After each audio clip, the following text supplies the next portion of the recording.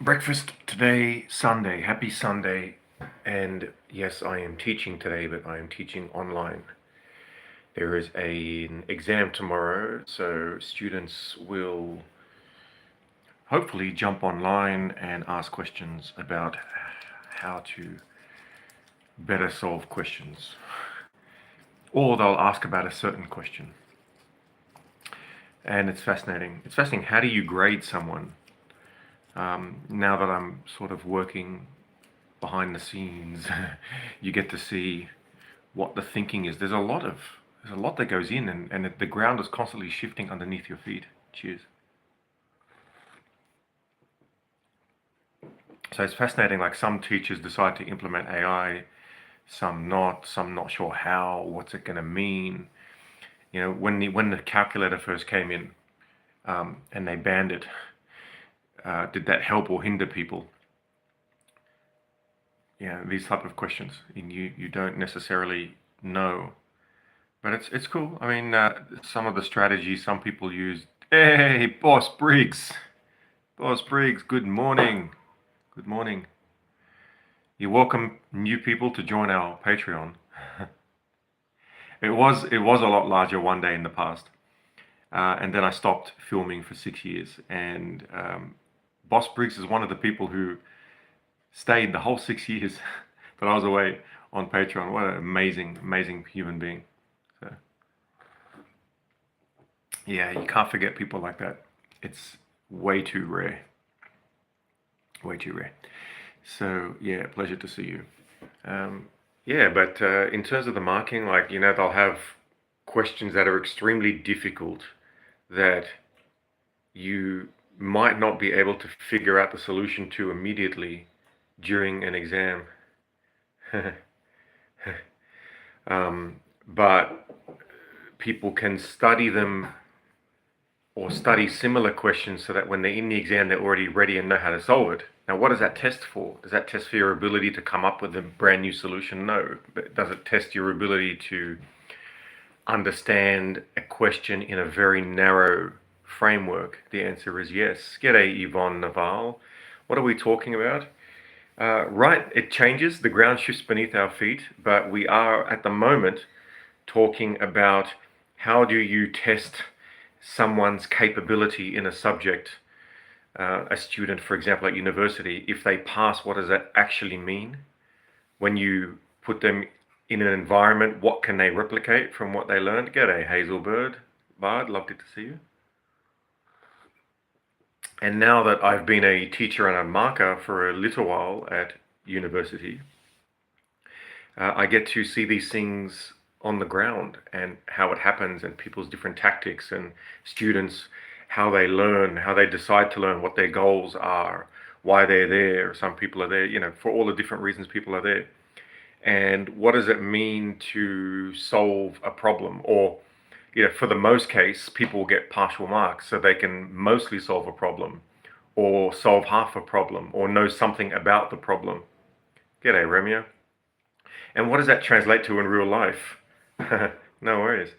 And I wonder that now a lot, much more than before, because you get to see it. So what happens is that there are certain questions in the exams where they're very similar to questions people have seen before. So if you study hard, you can do well in those questions. So that means that that type of question is looking for people who study hard, so industriousness. So if someone says, oh, I passed this subject and I got this score, well, if you got that score through getting good marks on the questions that you've studied for, yeah, then you are someone who can work hard in another field. So if you then go look for a job and there's a smart manager who recognizes this, then they might employ you even if it's in a completely different field. Then you have this type of intelligence where there are certain questions in the exam that they build where no one's seen them before.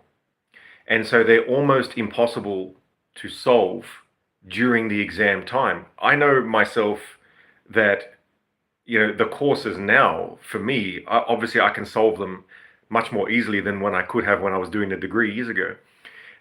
But even now, some of those questions, it's 6, oh well. uh, some of those questions you can't answer in that time. I mean, you would have to be like Gauss with an IQ of 300, or you'd have to be solving mathematics since you were a child, and maybe that's particularly what it's looking for. It could be that as well, and that gets you from getting sort of a 90 out of 100 to a 96, 97 out of 100. So it's fascinating, but then it also depends on the marker. So I remember in one of my exams, you still wouldn't get 100, yeah. In one of my exams, I was very lucky where I solved these problems in the exam, but I used a technique that wasn't taught at uni. Like if they introduced the exam 2 weeks before, yeah, exactly. And I was lucky that I came up with a solution that was not in the course book. Now, some teachers don't like that, right? And that's their right, 100%. And but I was so lucky that I had a teacher who recognized that my technique was valid and gave me a perfect score on that um, on that course. But in another subject, I had a teacher who said, "No, I don't like that you're not using what's in the lecture notes, so therefore you get 0 on that course." So then what does that teach you exactly? It teaches you that you might want to understand the psychology of the person marking your exam. G'day. Before you want to proceed with how you answer the question, because some of them reward compliance and memorization of their techniques. And some people reward thinking outside the box. And of course, it's so complicated that there's going to be hits and misses.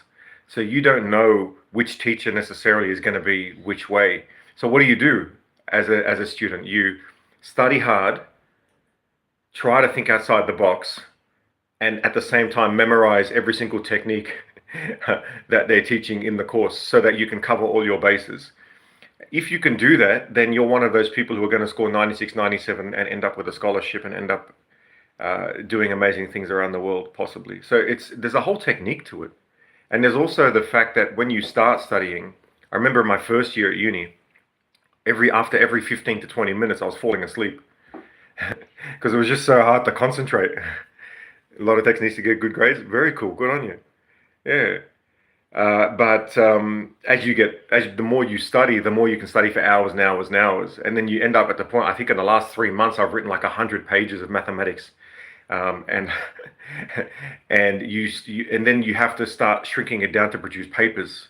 So I mean, I've produced 2 papers this year. Each one is about 30 to 40 pages long with my supervisor, but every single dot you've got to get right, and he's going to come back at you, or he or she, and say that's not right, that's not right, that's not right, that's not right. So you also need to have humility to recognize that you're going to be wrong or not completely right on every single point.